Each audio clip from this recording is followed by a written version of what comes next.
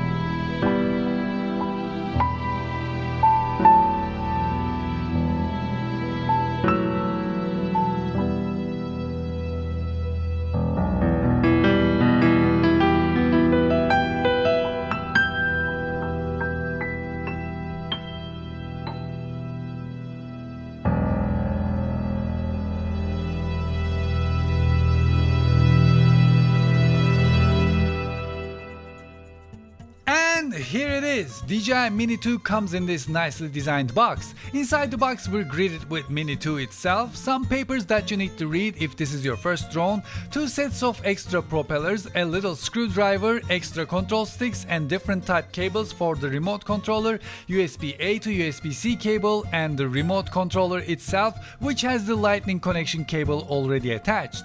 If you get the Fly More combo, which costs $599, you get the propeller holder, 3 batteries with 2-way charging hub, meaning you can also use this charging hub as an external battery, 18-watt charging brick, 6 pairs of extra propellers, and a bag to carry it all. The first thing that caught my eye on Mini 2 is that we have a new light at the front, which makes it easier to understand if you're coming or going. And then the second thing is now inside the arms, we don't have any sponges. The first one had sponges to save some weight and this one doesn't. And the third thing is now these are actually grills. On the first one, they were just stickers. So now they are functional.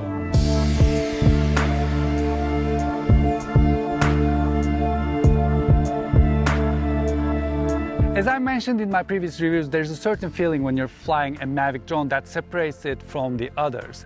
Mavic feels like it just belongs in the sky. It just sits there, it's your flying camera. It loves taking photos, it loves shooting videos. And this one seems to be taking that a step further because I feel like it's a little quieter. Now this can be due to the frequency change between Mini 1, but it is a little quieter, which makes a huge difference when you're trying to film a sunrise or a sunset or in a situation where people are quiet and you don't want to be that loud person that just tries to get a photo from higher angle. The remote is same as Mavic Air 2, which is actually a really good idea because if you are getting a Mini 2 and then you want a better drone in time, when you switch to Mavic Air 2, you're not gonna feel different when it comes to the remote and you're gonna be super used to it and you'll be able to fly it really easily. One nice thing about this big remote that it can charge your phone. So if you're out shooting all day, instead of draining your battery of your phone, this can actually help charging your phone. Since Mini 1 and 2 are less than 250 grams, you have to take wind into consideration a little more compared to the regular drones. If you're flying downwind and you reached 50% battery, and if you have to come back upwind, well, you're gonna have a bad time. But This one can resist more wind, and since it has a longer flight time and stronger motors and a higher top speed, that problem is a lot less compared to Mini 1. Which brings us to 249 grams. What does 249 grams mean? Well, in US, if a drone is 250 grams or higher, you have to register it. If it's lower than 250 grams, 249 grams or less in this situation, you don't have to register it. That's all. All of the rules, all of the drone rules still applies, and you still have to obey them. So please be nice, fly responsibly, and don't cause any more rules. The only sensors on Mini 2 are the downward sensors, which means no obstacle avoidance, no APAS, no tracking in the sense that we know. But it also means, since Mini 2 is so mini, you can fly through tight spaces and get cool looking shots. Which, if actually you're a beginner, is a great way to learn how this drone behaves. Yes, it's super stable, but you still have to learn how to fly it. You still have to learn how to see it. Now, one complaint I had with Mini 1 is that we didn't have any manual settings when it comes to camera.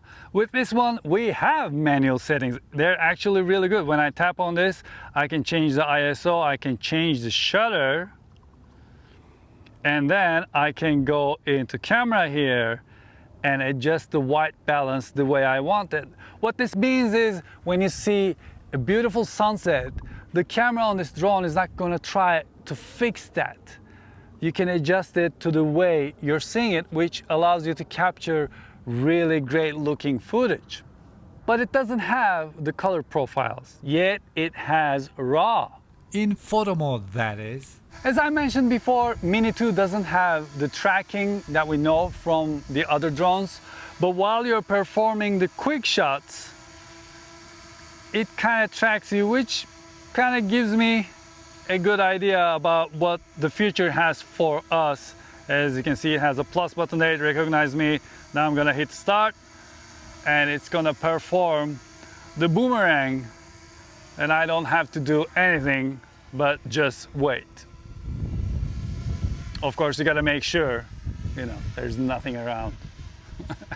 Quick shots are recorded in 1080p, and once the drone finishes performing the shot, it flies back to its original position. So in the end, if you think about this, this is a camera that can fly up to 31 minutes, can fly 10 kilometers away and shoot 4K 30 frames per second, 100 megabits per second video, or 12 megapixel JPEG or RAW photos, and it fits into your pocket. Just compare that to the first time when Mavic came out and we were saying how portable that one is. I'm really impressed with Mini 2. However, there were a couple of issues with the tracking during quick shots, which I'm sure can be fixed with a simple update. Whether if you're a beginner or a pro, I'm sure you're gonna have a blast flying this little monster. I think it is my favorite drone right now.